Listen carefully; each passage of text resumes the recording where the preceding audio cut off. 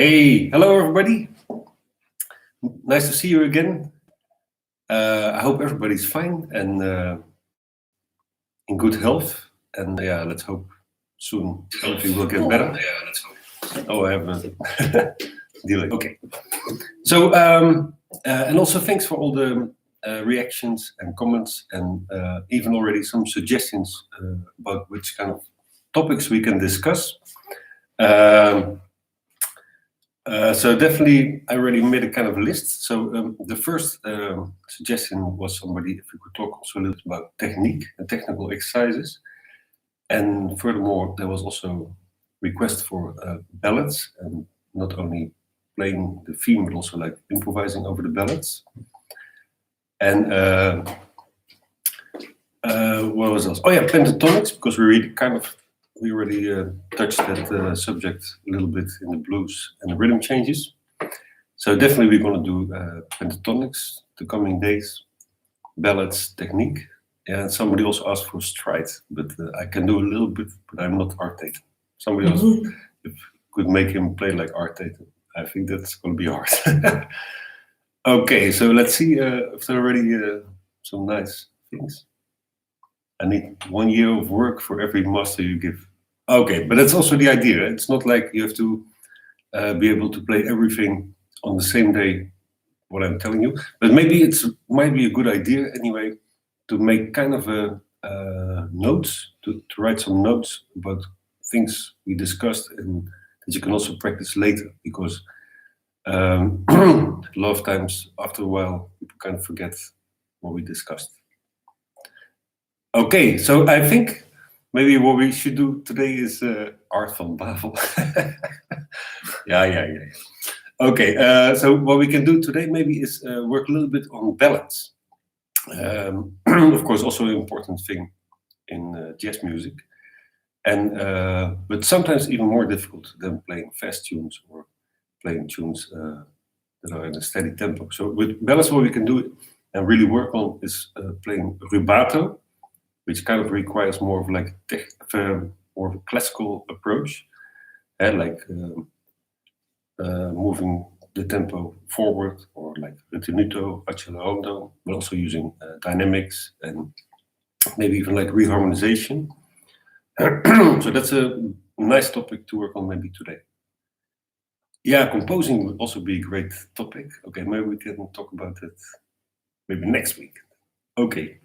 So let's say we first work a little bit on playing a ballad theme rubato, and then later we can see maybe different approaches of improvising over a ballad.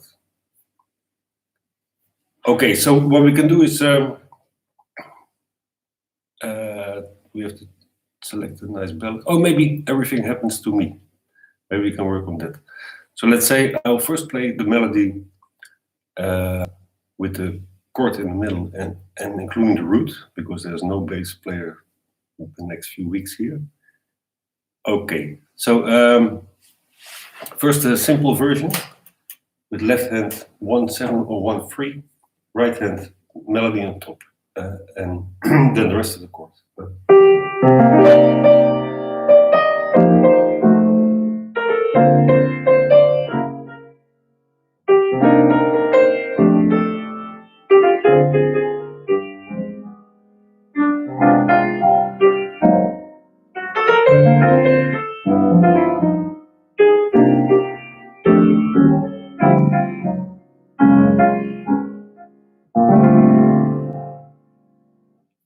Okay, so now I played a kind of simple version, but already kind of showed you a little bit about movement in the middle of the chords. So let's say we're going to extend it. I'm going to give you some tools that you could practice. So on the first chord, the minor chord.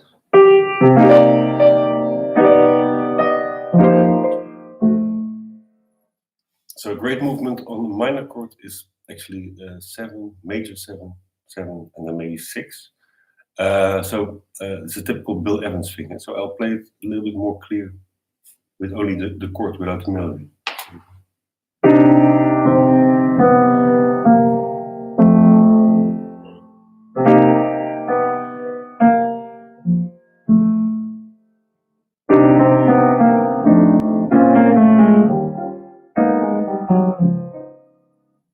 this thing is already good to practice in different keys, and maybe also also for the left hand if in a few weeks the bass player comes.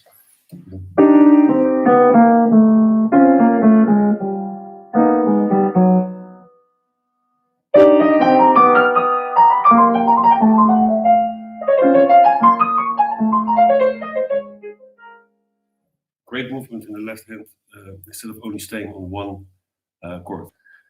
Yeah, today's topic is for the ones who come later is playing ballads and also creating movement and playing rubato. Okay, so the next chord that could be good to work on for inner movement is the dominant chord.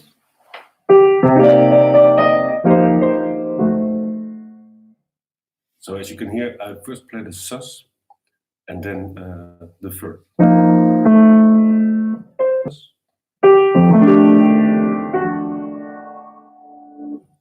Also possible is going from the 13 to the flat 13.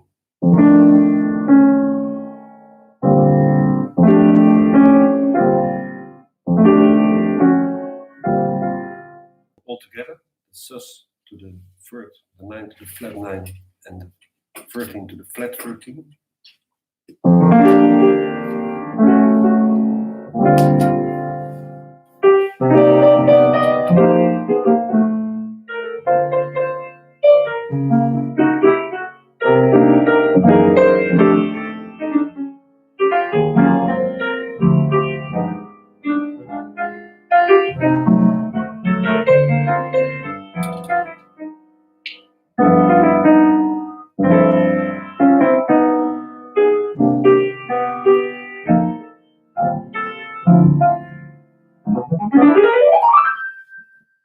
A little bit arty. Okay, so let's work on those things, like using the chromatic movement in the chord. So we heard a little bit now on the minor chord and on the dominant. On the major chord, I can show you two things that were quite good. So let's say if we have the if we have the 9 in the melody, so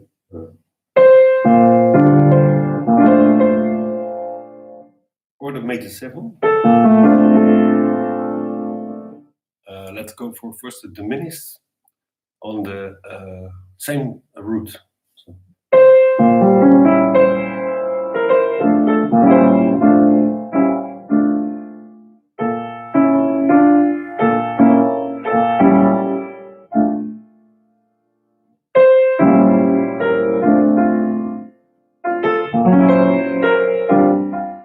That's actually Barry Harris. His variation is also going at the same time from the sharp 5 to the 6.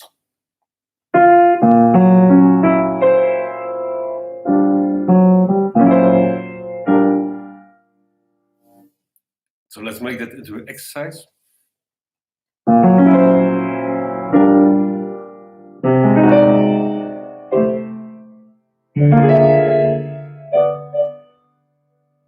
So now I'm going up in whole steps. Or whole steps down could work too also.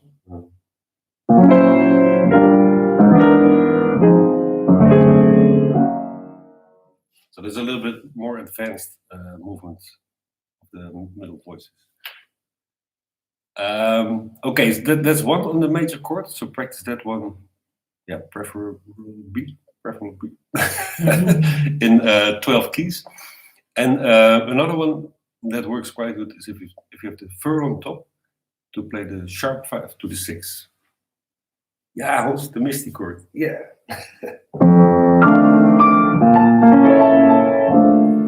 That's the one. Okay, so the sharp 5 to the 6.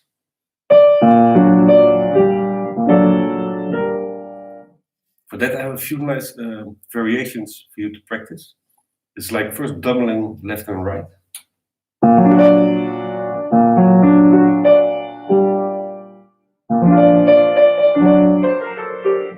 I think that's actually a tune. Someone happy. And it's also in Never Entered My Mind. Okay, so that's with doubling the sharp 5. Or even coming from the major 7.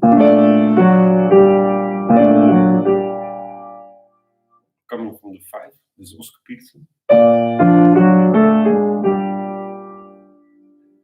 And now a few nice variations I found. It's like you can also combine the +5 with the major 7 and move the same direction.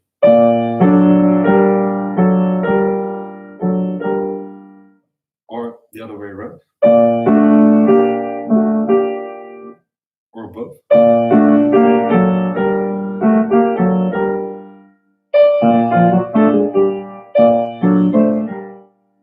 And that's another one with the 9 also included.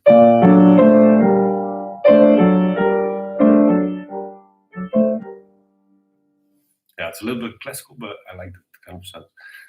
If you're working on this movement, then I have a nice exercise again from Barry Harris. It looks like I'm from the Barry Harris fan club, but we learned so much from this man when he was in The Hague.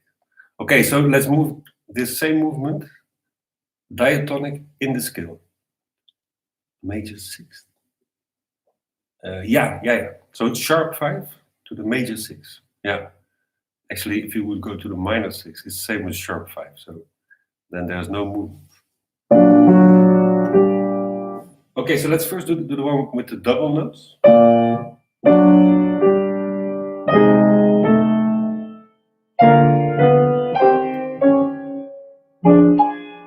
Maybe like let's go to the 5.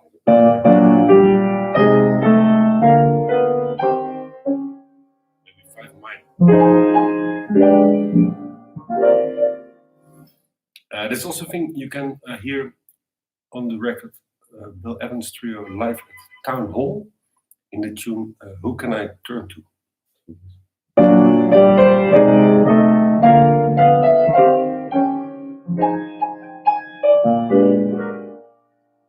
So check that out. It's a great recording for this kind of stuff. Who Can I Turn To? Bill Evans live at Town Hall. Okay, then we can try also the same diatonic movement with the other variations. So like the 7 and the major 7 included.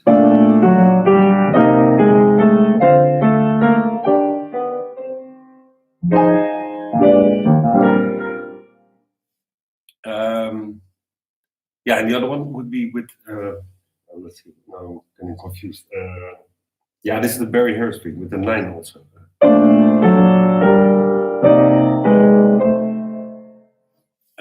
But that one is going to clash really on the 3rd degree.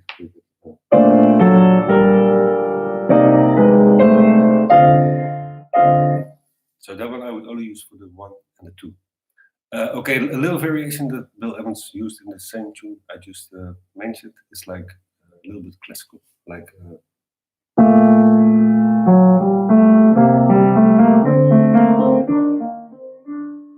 That's a nice question. Do you think about the lyrics while you're playing a ballad? If I know them, I think about it. Okay. So.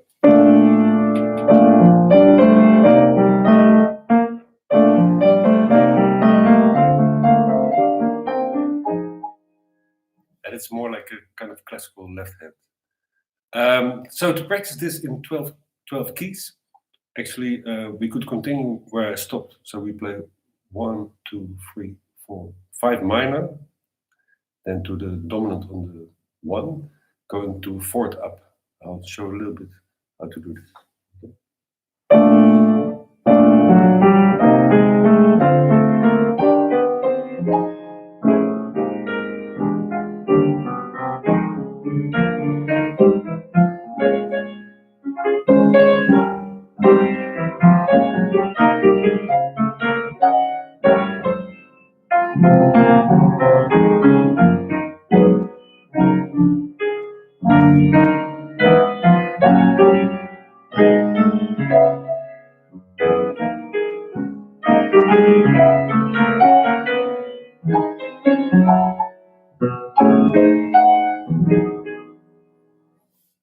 And now we already arrived at E major. Good key to stop. Okay, so that's the thing. That's also like kind of creating movement, but still like kind of in a diatonic way. So let's go back to Everything Happens to Me.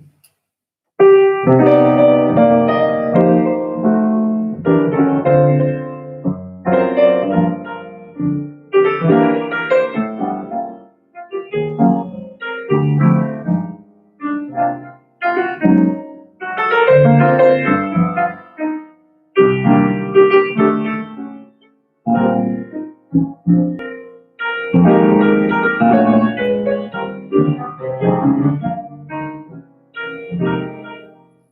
see where I had the long major chord? I can immediately imply this this movement.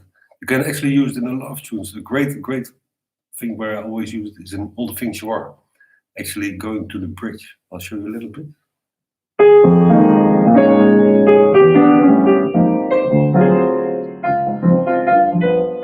Maybe also.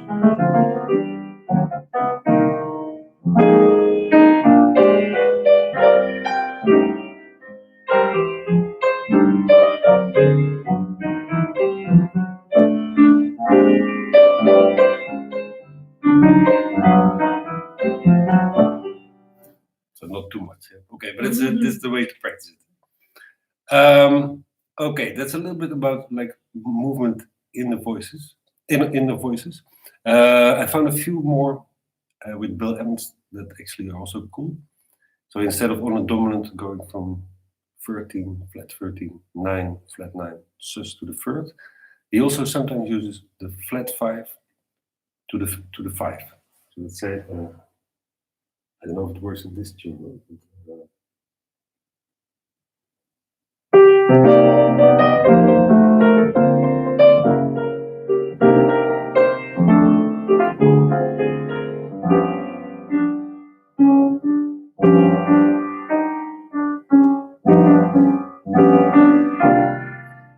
So a little different movement.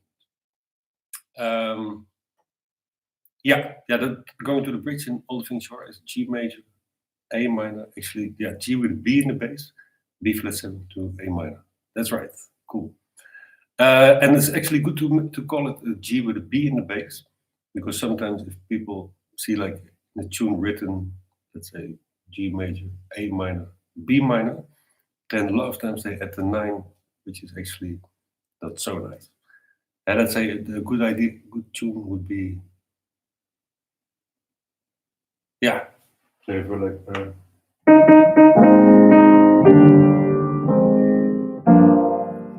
So it's actually first degree, second degree, third degree. But if people see in a book G minor, immediately, and as a very good friend and great saxophone player, Fernand Povel, told me actually that's really ugly, and he's completely right. Okay, and Frans Elsen was also really very strong against it. Of course, you can do that if you resolve it in a nice way. Yeah, let's say.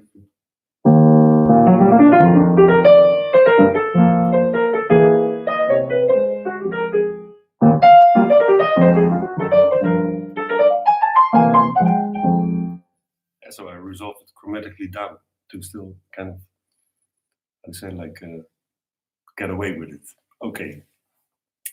So yeah, let's go back to the palette. I'm drifting off too much. I'm sorry. Okay, so the flat 5, flat 5 to the 5 was a cool one. And on the major chord, I found for me quite recently a new one. It's also the flat 5 to the 5 on the major chord. Yes? So Bill Evans, what he does is.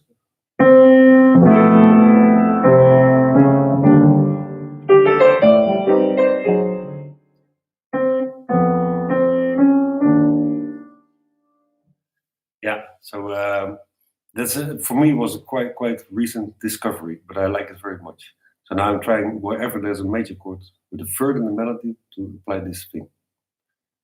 Now maybe it can also be on All the Things You Are. Maybe,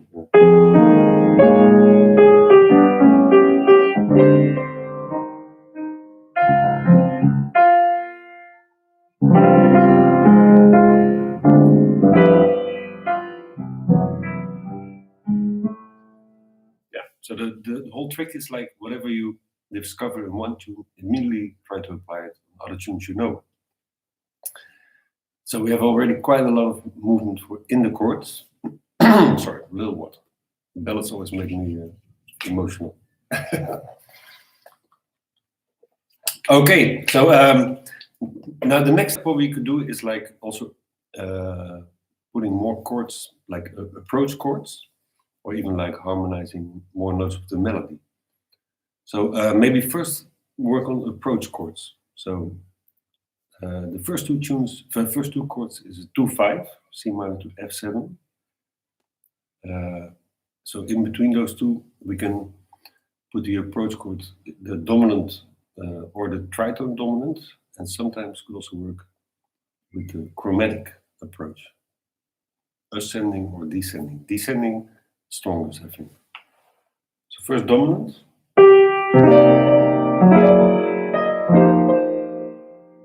So I played a G flat 7, actually in this case with a 9, and the melody makes the flat 13.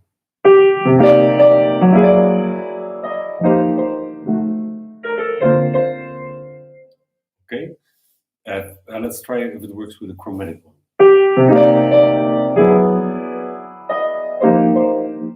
That's a little risky, but sounds good, I think so.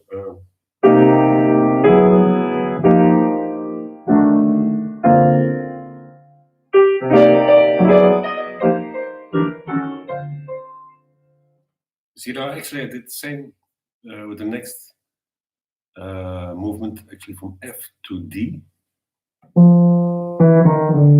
I used actually like 2 chromatic chords. You see?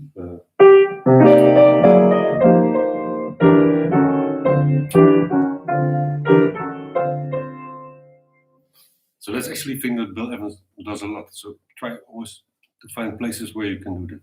So use like 1 chromatic chord or 2 chromatic chords. You could say double chromatic approach. And they can work with almost every chord except half diminished and diminished. That sounds quite ugly. So going to half diminished, there's a solution that could work. Is if you want to do chromatic, let's say if we not so nice. So then you could play a minor 6-9 chord.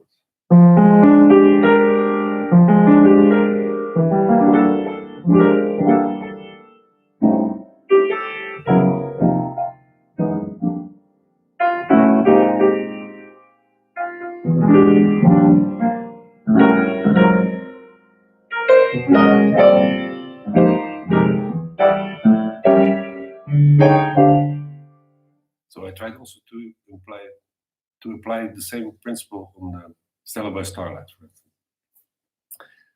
Maybe any questions up till now about the harmonies?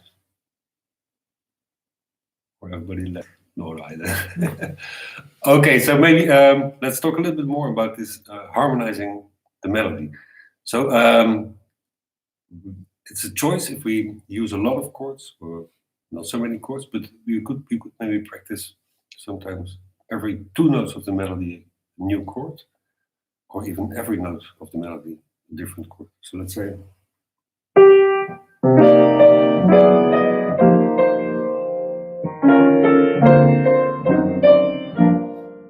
so now it's every 2 notes a new chord. Now let's try every note a new chord. With chromatic bass.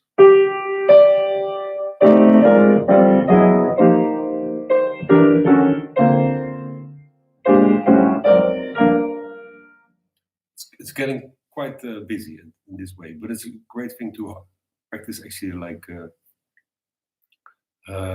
reharmonization. I have a few exercise view for that thing. So let's first try a chromatic bass down, and then a chromatic bass line up, and then a bass line maybe in the circle of fifths. Can I ask about the harmony of the fifth bar of everything happens?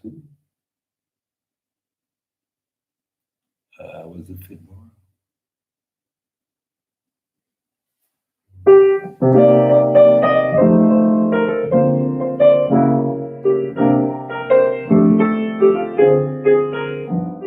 There it comes. Yeah. So I think there are some options. I heard some options. People play B diminished. B diminished to C half diminished.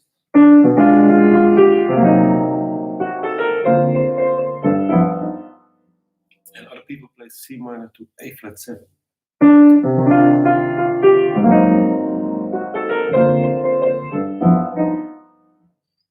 Yeah, so a lot of times in all the standards, if you listen to different recordings, you will find a lot of different harmonic options.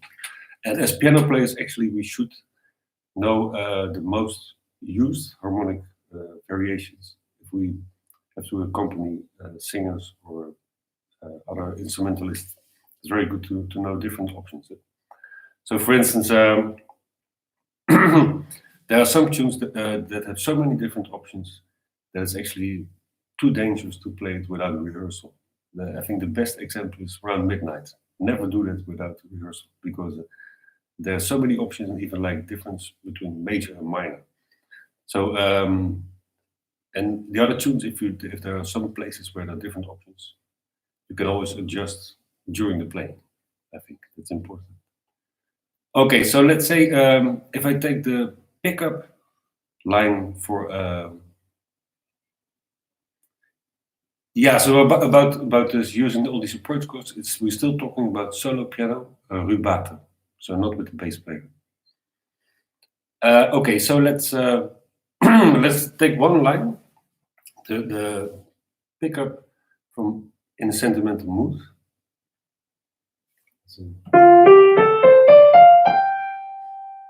And we only know the target chord will be D minor. With a nice fancy voicing little fifths.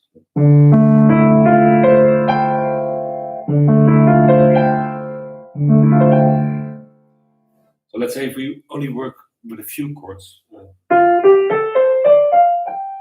then actually only the dominant or maybe the tritone would be already sufficient. Let's say.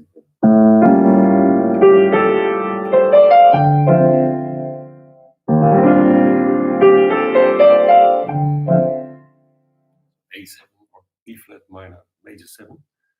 Then let's say if we want to add one more chord. So it could be maybe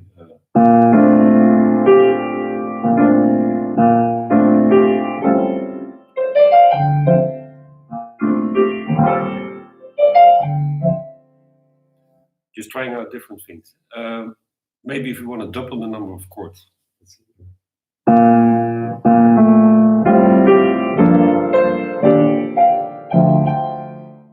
B flat major.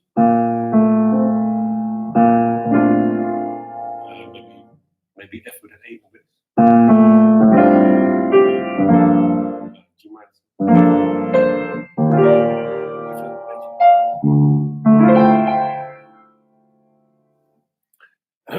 And if we want to practice like harmonizing every note of the melody, let's go back then to thinking about chromatic bass. So starting on A flat.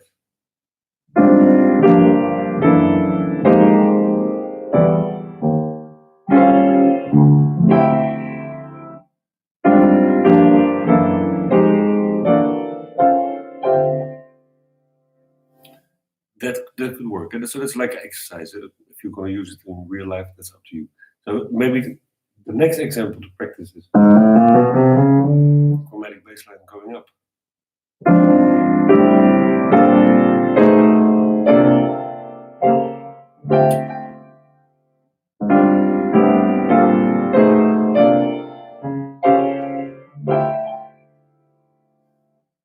So that's exercise number 2. And try it also with other tunes. Now let's try the circle of fifths. So you have to count back.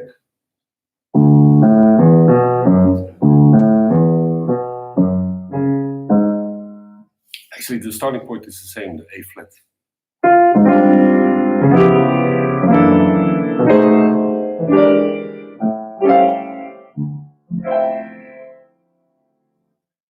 And if you can do the circle of fifths like this, you can also do the tritone circle of fifths.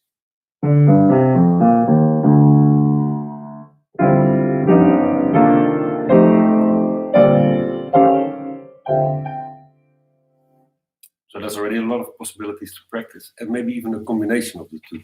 So.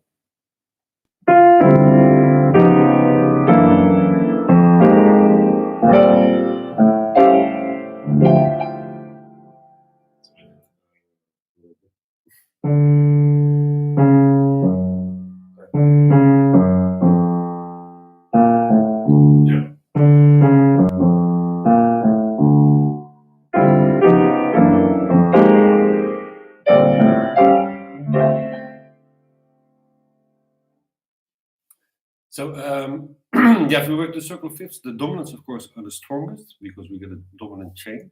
But sometimes the melody tells us if it has to be a major chord, it has to be like half diminished. So the melody of course is always important. So that kind of decides, if you know the bass note and the melody, that kind of decides the chord in between. So let's say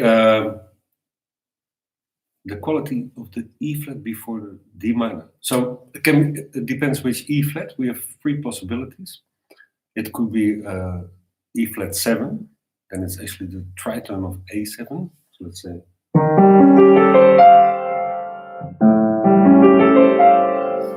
So the E flat 7 is exactly the same function as the A7 altered in this case. But we could also go with a E flat minor, so that would be the chromatic movement we talked about before.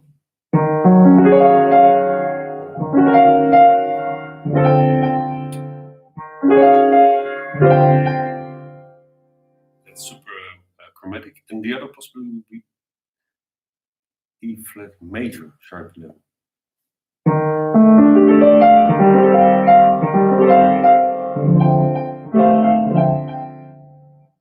Yeah, we could call this like a flat 2 kind of chord. So that's not really like a dominant, but the bass movement makes it work.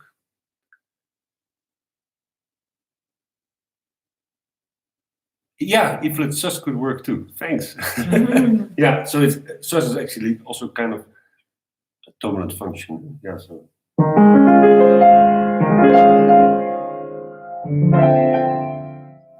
Yeah, there was also try minor major 7 maybe.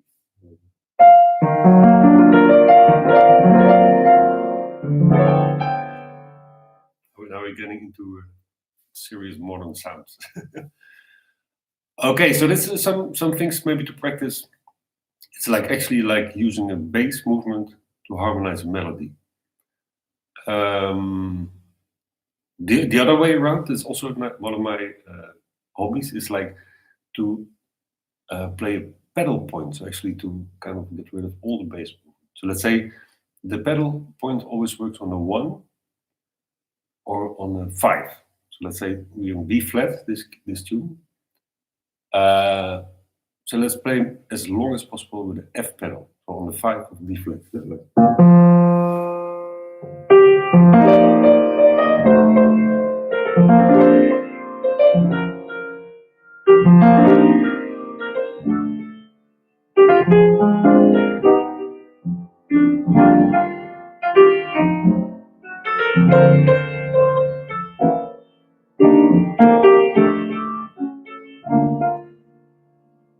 So that creates a big tension. And so maybe same try on the 1.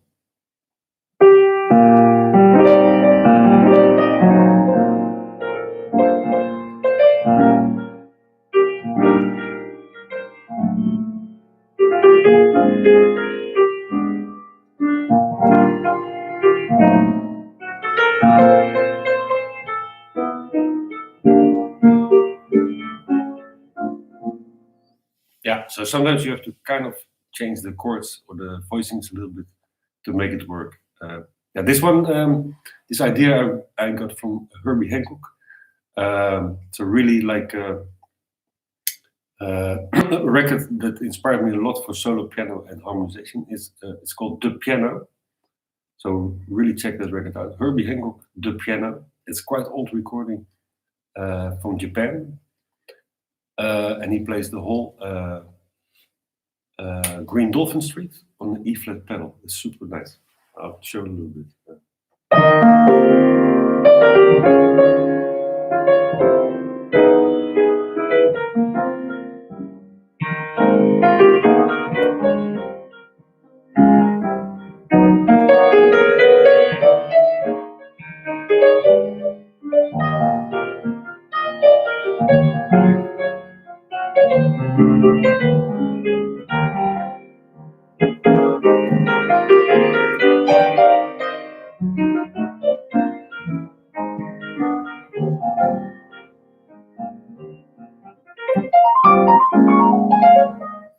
Yeah, so yeah,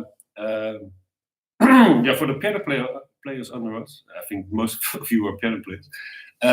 For that one, we can really use the left pedal, the middle pedal of the grand piano. A lot of people don't even know where it's made for.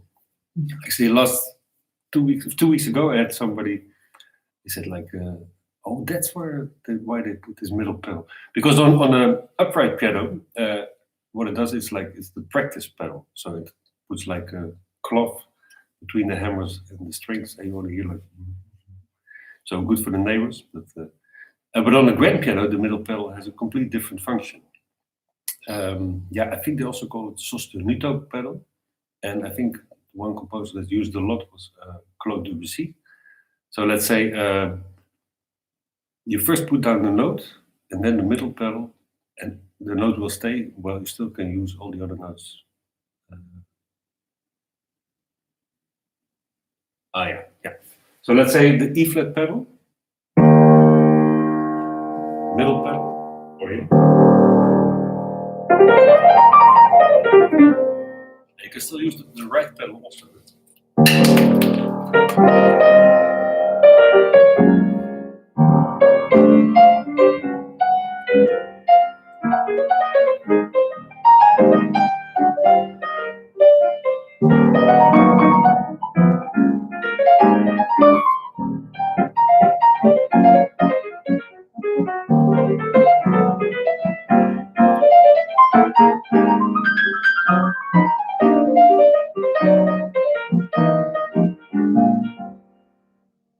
So that's a great thing from a grand piano that actually we should use more, I think.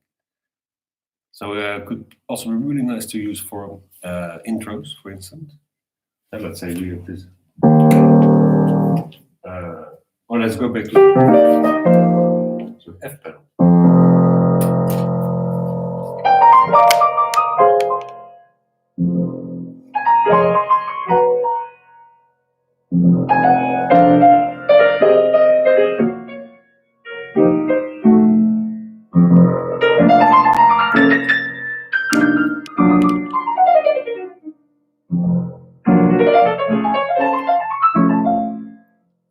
So that's a little bit too hip, maybe. But oh, what are you doing?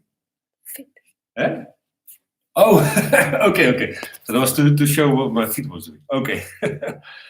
Okay, so let's say I quickly see if you have some nice comments. Hey Dan, how are you? Yeah, the sostenuto pedal. Yeah, definitely in classical music. Eh? So good example that Dan mentions is the first movement of Pour le piano from Debussy. Pour le piano, I believe that's French, for the piano. And yeah, there's also one beautiful piece from Estampe, and it's called Pagodes. I used to practice that one. So if you want to go into the classical the next few weeks, definitely go for Debussy, and then Pour le piano and Pagodes from Estampe. Yeah, let's see. The feel on the ballad, no double time. Yeah, that's a good thing. So actually, that's what I wanted to talk about next. Is like how about improvising on a ballad? Yeah, so with the pedal point, that's also I have to explain. Definitely we go on top of the pedal for the kind of the original changes, but sometimes you have to kind of change the voicing a little bit so that it still works. Let's say if you have this.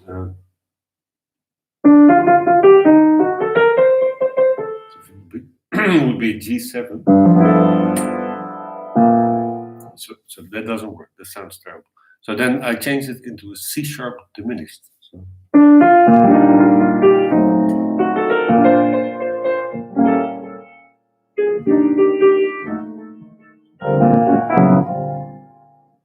And so, of course, what we talked about before, you know the root, you know the melody, and in between we have to find a voice in the words that has kind of clear function.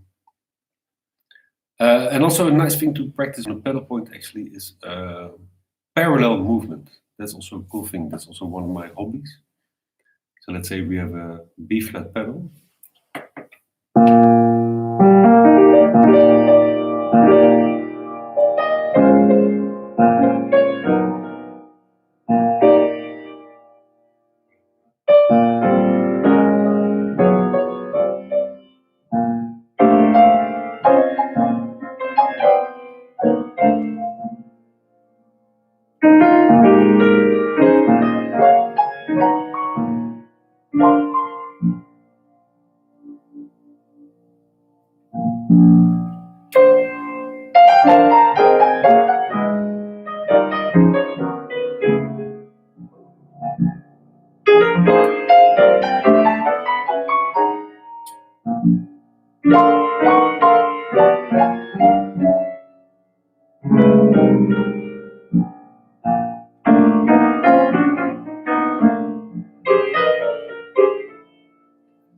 So I showed just some different voicings that all work like in parallel movement.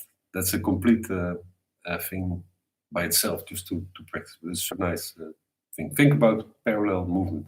Maybe also in your reharmonization of a tune.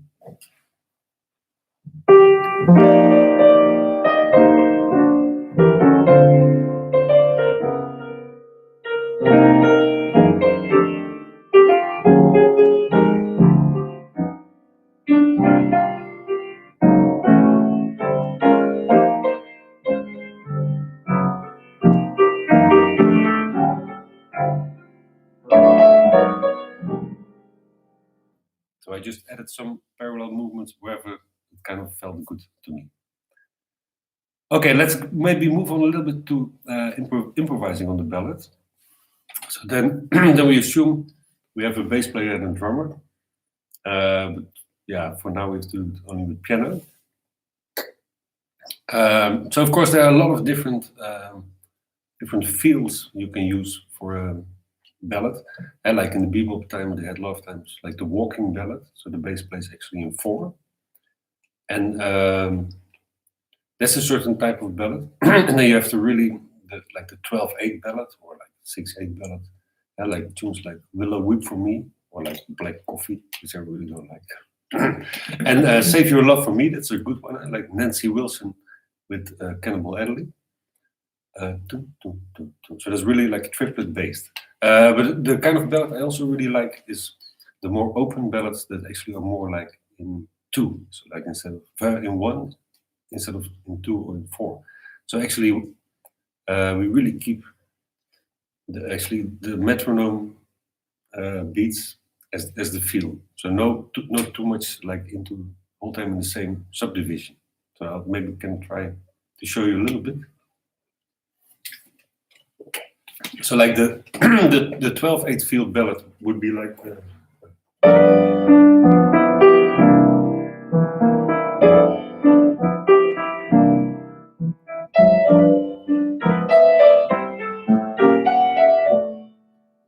that's very, very clearly subdivision of triplets.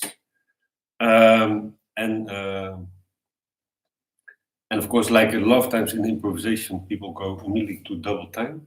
But maybe let's save it for later. First, really stay in the ballad feel.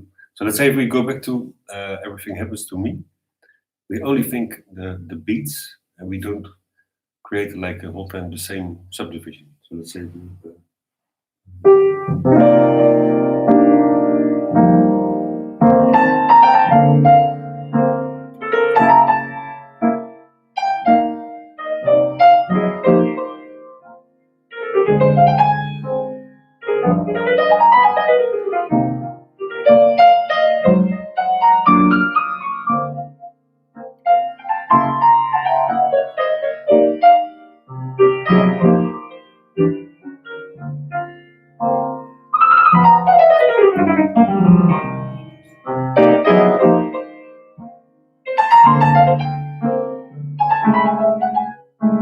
sorry, there was a little Brad Mel out there.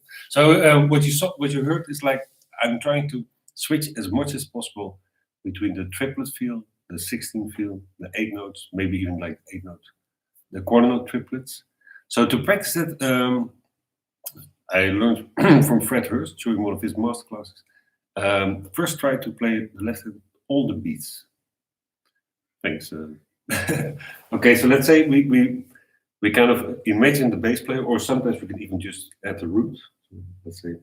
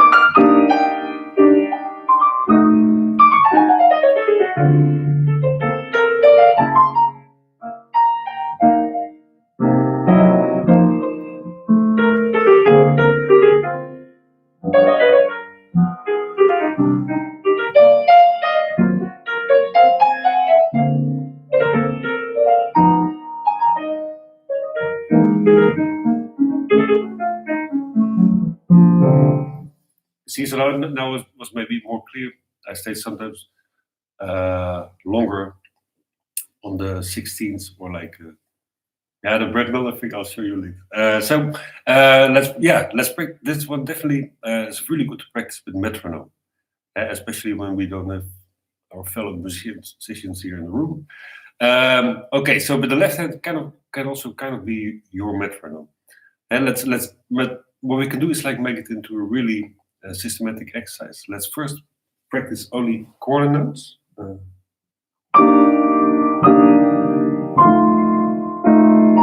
Sorry, that's not a quarter.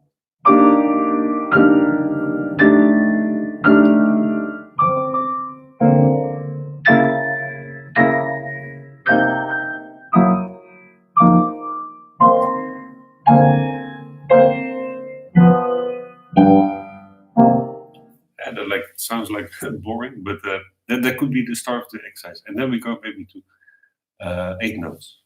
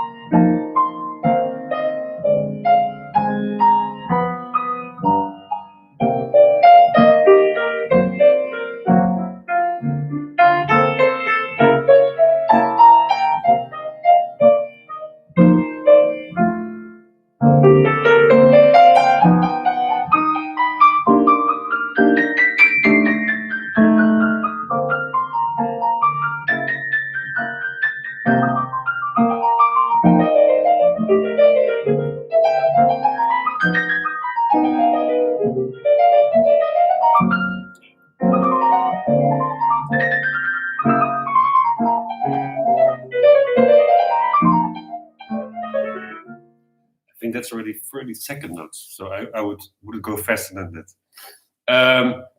Yeah, the 8 notes in this case I played straight, because if you play them swing, then we're back to the double time. Yeah, it's also nice.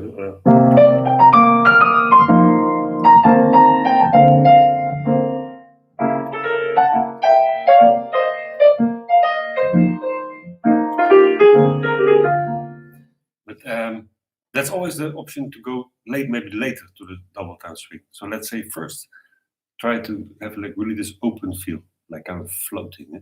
So for that, it's good to listen to a lot of examples, like Fred Hurst, he does this a lot, and also some ballads of Brad Melder and some ballads of Keith Jarrett. Let's see, any questions? Yeah, definitely a tune like Infant Eyes. Actually, the Herbie solo is like that. Yeah, and he also uses like it's really cool to check out. I think he only plays 8 bars solo. Infant Eyes, way shorter with Herbie Hancock, but he has some really great harmonic variations. I think definitely also Herbie Hancock is a master in this kind of open space. Oh, there's a great recording of him, In My Solitude, Herbie Hancock. Check it out, it's super nice. Okay. Yeah, the Brad Melder thing, song tech.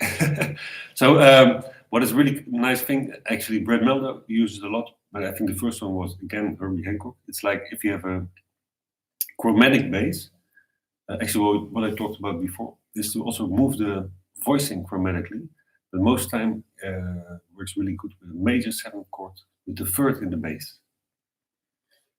So let's say if we have in this case,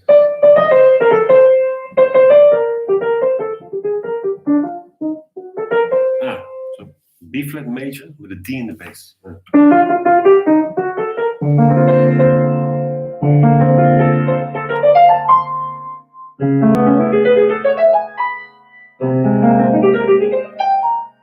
So I play B flat major 7 with a D in the bass, going to A major 7 with a C sharp in the bass. And for the people who are not afraid, you can even continue to A flat major with a C in the bass. So yeah, that's one thing they did in Stella by Starlight with Miles Davis really long ago. So this thing sounds always really cool, this chromatic thing. So also I try sometimes to use it on Again, all the things you are. Yeah, let's say last A.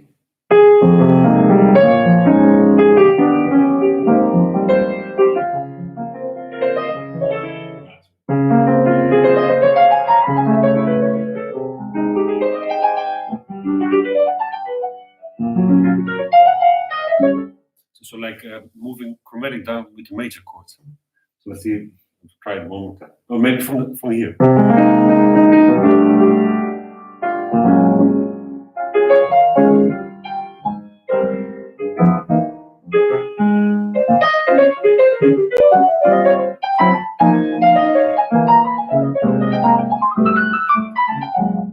So sounds cool. Huh? It's like just a little going outside of the key. Which ballads would you recommend to check? Yeah, I think from Brad Meldo, I was checking a little bit. I Fall in Love Too Easily. That's a really good one. And I also saw transcriptions online, so that's always great. And definitely from Fred Hirsch, I think the way he plays Remembering the Rain, that's also this kind of open thing. It's also a little bit more like a straight ballad. Yeah, Keith Jarrett has a lot, but you have to check also a little bit yourself. So go for ballads and check on YouTube and Spotify. Those three piano players. Fred Hirsch, Brad Meldo, Keith Jarrett. Oh, very nice tip from Mate. Hey, Mate. So Charlie Hayden Duo album with Keith Jarrett. Yeah, Keith Jarrett, Charlie Hayden Duo has a lot of extremely beautiful ballads. Oh, thanks for the tip. Super nice. Yeah. How do you resolve the chromatic descending movement? Yeah, that's a good question. But I think at a certain moment you can just go back to the original changes. So you have like.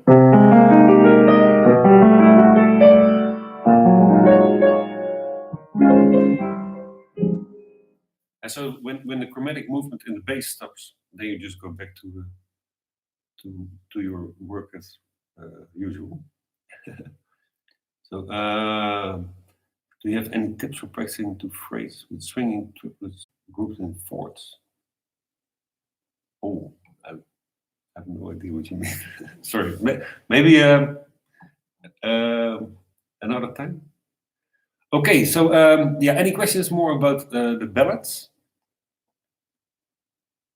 Maybe actually the thing that we should practice now.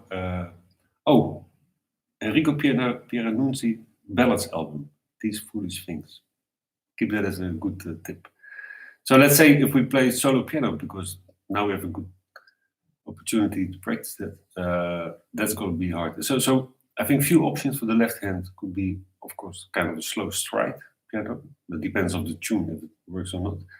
And maybe the other thing that could work is kind of this, yeah, almost like Bud Powell type of voicings, maybe with some extra notes. Let's say here this.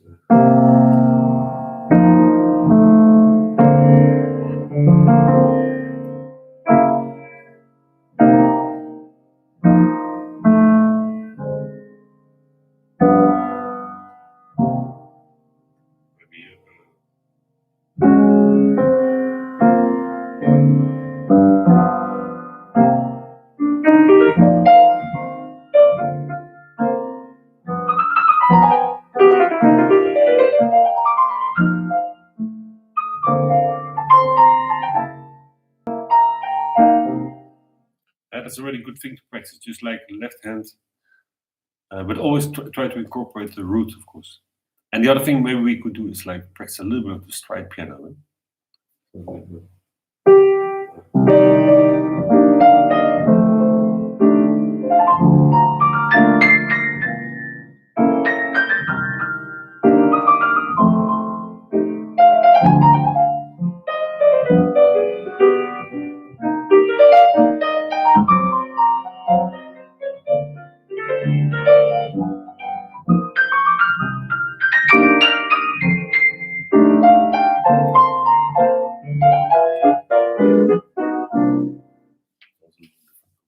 So let's try a little bit, yeah, like stride, if you want to stick to the tempo, or like this left hand kind of metronome type on every beat.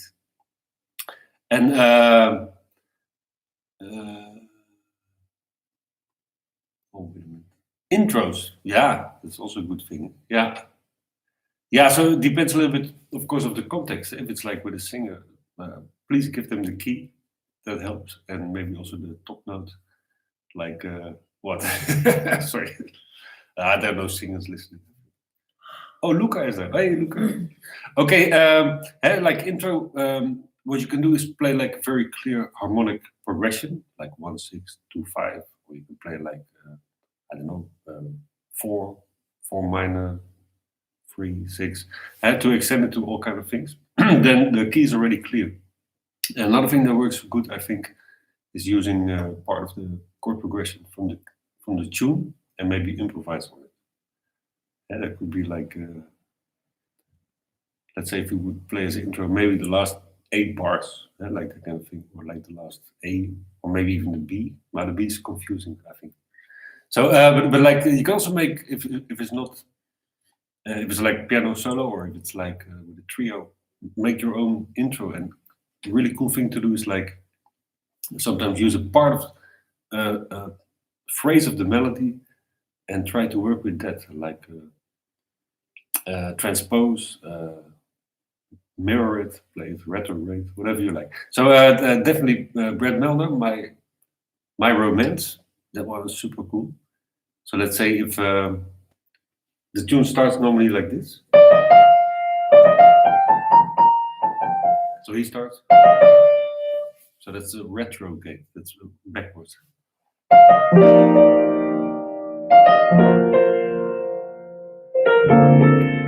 That's the intro, the beginning of the intro of Brad Melder. Really check that out. My Romance, Brad Melder, and I think it's another key actually. Yeah. So let's say if we have we go back to our ballad of today, it could happen to you. So we could maybe take the first phrase. Let's say that could be maybe like.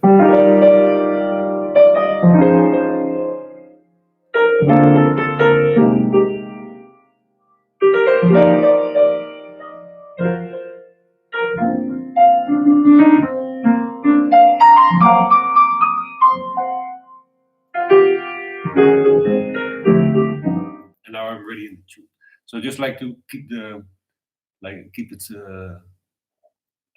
kind of open what you're going to do. Yeah.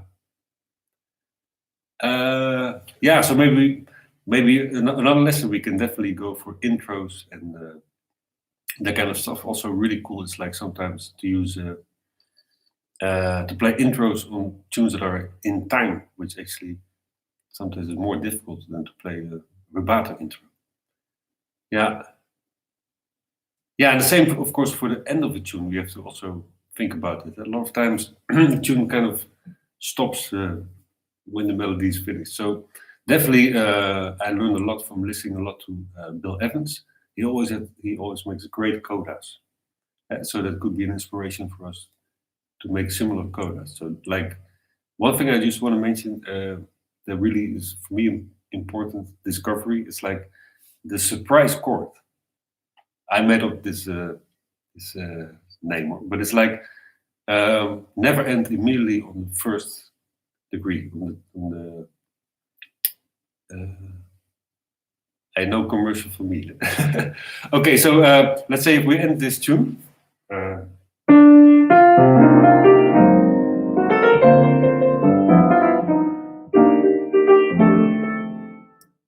the melody is the root, and then don't go to B flat major. So any chord is fine with the B flat on top. I'll give only a few examples.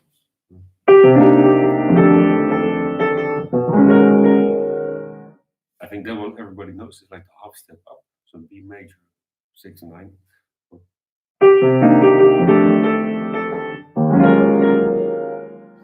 That's one of my favorites. It's the 4 minor.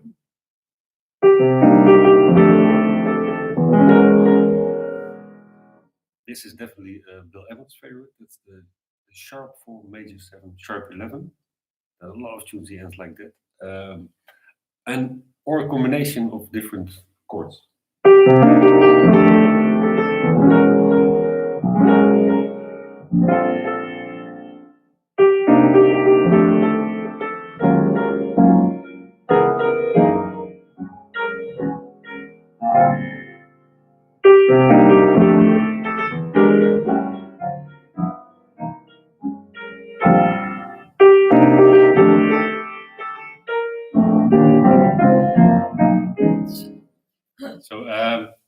any chord progression you like or you made yourself.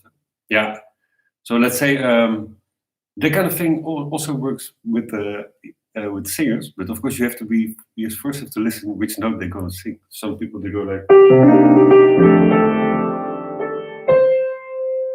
then don't play the B major. That would be disaster. We can go back to our diminished we saw before.